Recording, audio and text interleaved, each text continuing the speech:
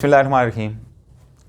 मैं हूं अनवार अब्बासी और आप देख रहे हैं मेरा यूट्यूब चैनल सब्सक्राइब करने की हमेशा एज़ यूजुअल आपसे रिक्वेस्ट होती है और आपका बहुत शुक्रिया कि आप उस पर अमीन कहते हुए मेरे यूट्यूब चैनल भी सब्सक्राइब कर रहे हैं और लाइक भी कर रहे हैं। और मैं कमेंट्स के हवाले से मैं यही आपकी राय भी चाहिए होती है कि हो सकता है कि कुछ इन्फॉर्मेशन जो हमारे तक यहाँ तक पहुँचती हैं वो दुरुस्त ना भी हों।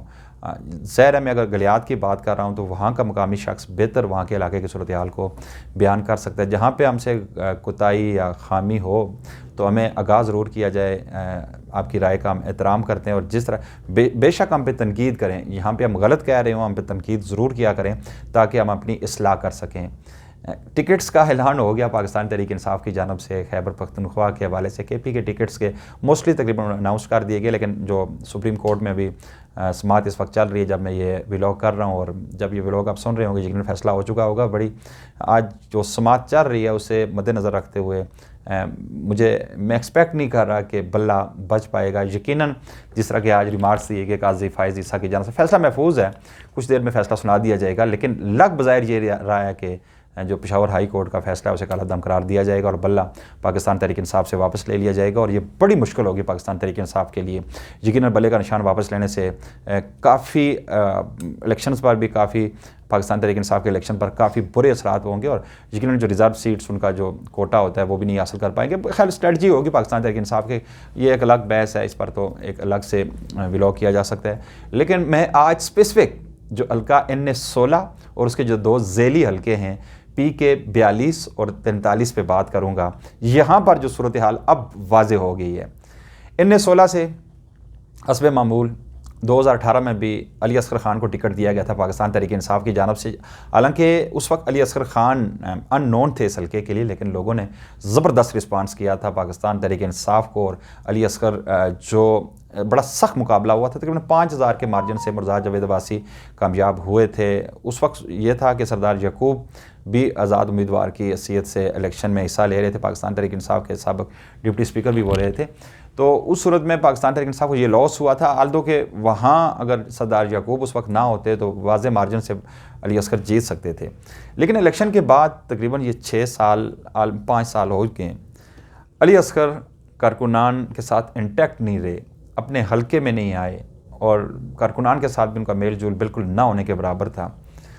सूबाई जनरल सेक्रेटरी भी हैं पाकिस्तान तहरीक इंसाफ के, लेकिन यहाँ जो इस हल्के में इस वक्त जो सूरत हाल है, जो टिकट अनाउंस होने के बाद गलियात से भी सख्त रद्द-ए-अमल उनके ख़िलाफ़ आ रहा है, इसी तरह जो बकोट सर्कल से भी और तहसील लोरा से भी उनके ख़िलाफ़ सख्त रद्द-ए-अमल सामने आ रहा है। उसकी बड़ी वजह यह है कि एक तो ये भी इल्ज़ाम लगाया जा रहा है कि जो ख़वातीन की जो मखसूस नशस्तें हैं वो भी उन्होंने अपनी अहलिया के लिए रिज़र्व कर दिया है। तो इसके अलावा जो एक और वजह सबसे बड़ी ये है कि जो PK 42 का जो टिकट दिया गया सरदार रजब अली ख़ान, जो आल्दो के वो डिज़र्व कर रहे थे, मेरे नज़दीक इस वक्त वो डिज़र्व कर रहे थे। सरदार रजब अली ख़ान एक नज़रियाती कारकुन है, पाकिस्तान तहरीक इंसाफ के साथ इंटैक्ट हैं शुरू से। जो बानी कारकुनान हैं पाकिस्तान तहरीक इंसाफ के, सरदार साजिद अली ख़ान अगर तहसील लोरा की बात की जाए तो उनके बड़े भाई हैं और बड़े लॉयल हैं पार्टी के साथ। लेकिन उन्होंने पहले ये कह दिया था कि टिकट उन्हें ना मिला वो फिर भी अपनी पार्टी पॉलिसी की वायलेशन इस दफ़ा नहीं करेंगे, वो पार्टी के साथ इंटैक्ट रहेंगे। लेकिन जो फ़ैसला हुआ उसके बाद चूँकि जो 3 जो बड़े उम्मीदवार थे गलियात से, कर्नल रिटायर्ड शबीर, शहजाद गुल और सरदार इम्तियाज़, अब उन्हें टिकट नहीं मिला। उसकी जो वो सरदार रजब अली ख़ान के टिकट मिलने पर नलान नहीं दिखाई दे रहे, उन्हें शिकवा है तो अली असगर ख़ान से। उनका ये ख्याल था एलियान गलियात का कि अगर एक टिकट चाहे सूबाई का है या नेशनल का है वो गलियात में दे दिया जाता और एक अब्बासी बेल्ट में दे दिया जाता है, बड़ा ज़बरदस्त कम्बिनेशन बन सकता था। लेकिन अली असगर ख़ान को जो टिकट मिला है उससे पाकिस्तान तहरीक इंसाफ को काफ़ी नुकसान होगा और यकीनन रद्द-ए-अमल इसका ज़रूर आएगा। उसकी बड़ी वजह यह है कि अली असगर ख़ान के मतलब ये आम चमगोइयाँ हो रही हैं कि चमगोइयाँ क्या, खैर ये तो हकीकत है कि ब्यूरोक्रेट टाइप्स वो सियासतदान हैं, वो अवाम के साथ इंटैक्ट नहीं रहते। मतलब 2018 के बाद वो कहीं नज़र नहीं आए अपने हल्के में, उसकी बड़ी वजह ये है। और फिर इसके अलावा ये भी इल्ज़ाम लगाया जा रहा है कि एक मखसूस ग्रुप है जो हज़ारा डिवीज़न में जो पाकिस्तान तहरीक इंसाफ के जो फ़ैसले जो बंद कमरों में कर रहा है और जिस तरह के डिसीजन उनके आ रहे हैं, तो उससे काफ़ी कारकुनान जो जेनवन कारकुनान हैं, जो नज़रियाती कारकुनान हैं, वो नाराज़ दिखाई दे रहे हैं। या मैं ये ज़रूर कहूँगा कि अली असगर ख़ान के हवाले से आल्दो के इस वक्त जो वेव चल रही है मुल्क भर में पाकिस्तान तहरीक इंसाफ के हवाले से जो सर्वे आ रहे हैं वो 90% पाकिस्तान तहरीक इंसाफ के हक़ में आ रहे हैं। लेकिन अली असगर ख़ान यहाँ पे इसलिए कमज़ोर हैं कि एक तो उनके मुकाबले जो मुर्ज़ा जावेद अब्बासी हैं एक मज़बूत उम्मीदवार हैं इस वक्त, और दूसरा ये कि सरदार मेहताब जो मुस्लिम लीग नून के साबिक़ वज़ीर आला भी रहे हैं वो भी उम्मीदवार हैं। तीसरे उम्मीदवार अलका 16 से वो हैं। अब यकीनन जो एंटी मुर्ज़ा जावेद अब्बासी वोट होगा वो तकसीम होगा और उसका बराह रास्त फैसला फ़ायदा जो है मुर्ज़ा जावेद अब्बासी को पहुँच सकता है। अगर 1 to 1 मुकाबला होता है अली असगर ख़ान का मुर्ज़ा जावेद अब्बासी से या सरदार मेहताब का होता तो फिर यकीनन चांसेस बन सकते थे कि शायद मुर्ज़ा जावेद अब्बासी ये इलेक्शन ना जीत सकते। लेकिन इस वक्त सूरत हाल जो मेरे नज़र में मुझे नज़र आ रही है उससे वोट तकसीम होगा और मुर्ज़ा जावेद अब्बासी इस हल्के से जीत सकते हैं।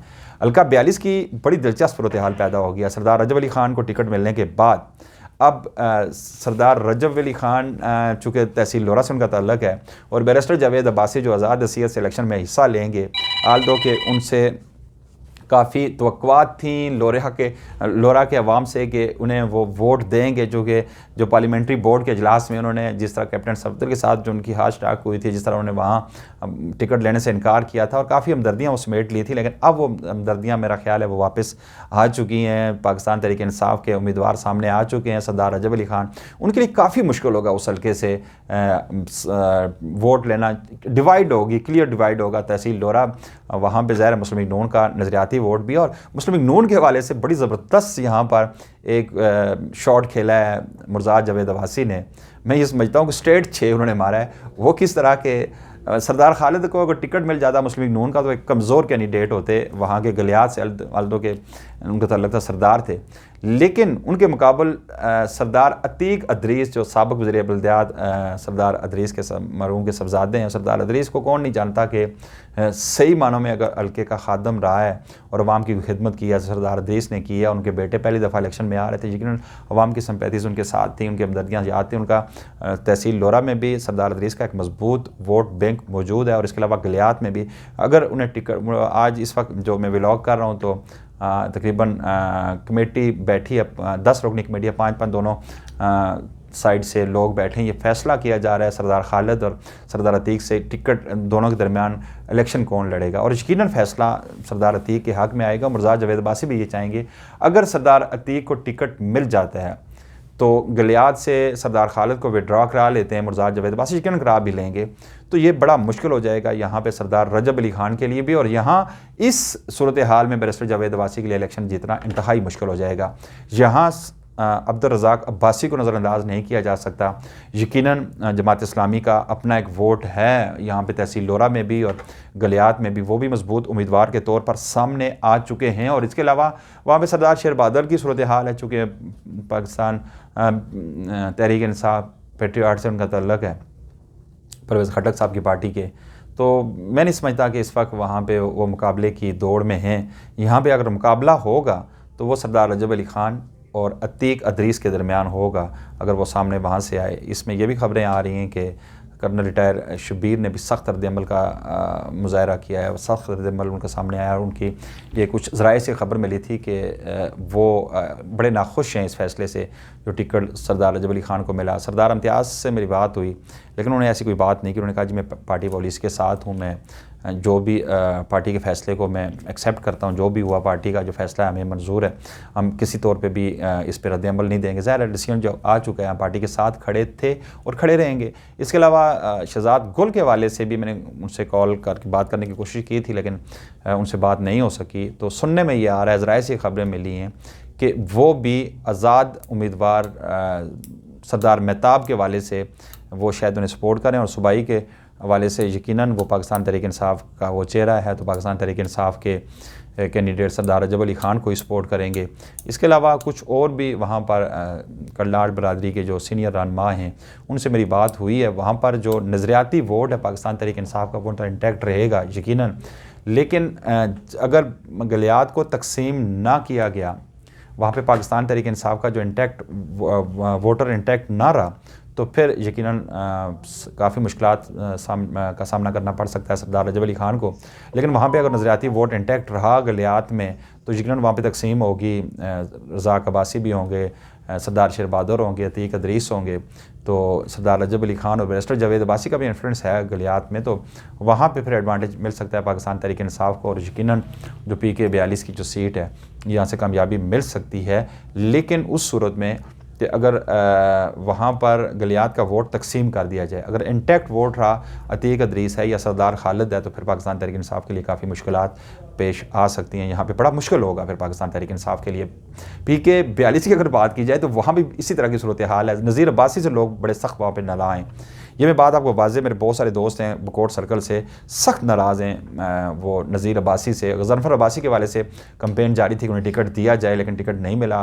तो यही वजह है कि अली असगर खान से भी उनके कंसर्न्स अभी भी हैं गलियात में, और वहाँ पर हो सकता है कि जो नाराज़ वोटर है, जो अली असगर को जो तस्लीम नहीं करते या कोई नज़रियाती इख्तलाफात हैं या उनके कोई कंसर्न्स हैं, तो वो सरदार मेहताब को सपोर्ट करें। तो वहाँ पे सरदार फरीद मजबूत उम्मीदवार हो सकते हैं। मुस्लिम लीग नून के जो टिकट होल्डर भी हैं, लास्ट जो इलेक्शंस में 2018 में उन्होंने टिकट वापस कर दिया था, जिसकी वजह से शिकस्त का सामना करना पड़ा था। वहाँ भी नज़ीर अब्बासी के लिए काफ़ी मुश्किलात हो सकते हैं। तो ये सूरत हाल है हल्का ने 16 और PK 42 और 43 के। आप देखते हैं कि मज़ीद क्या जो अगर एक तो जो पेंडिंग है अभी फैसला महफूज किया गया है बल्ले के निशान का, वो भी आ जाने के बाद और सरदार अतीक अदरीस के डिसीजन लेने के बाद अब सूरत हाल क्या होगी, उसके बाद ही सूरत हाल वाज़ेह हो सकेगी कि क्या सरदार अतीक अदरीस पाकिस्तान मुस्लिम लीग नून के टिकट से इलेक्शन लड़ेंगे या आज़ाद हसीयत से।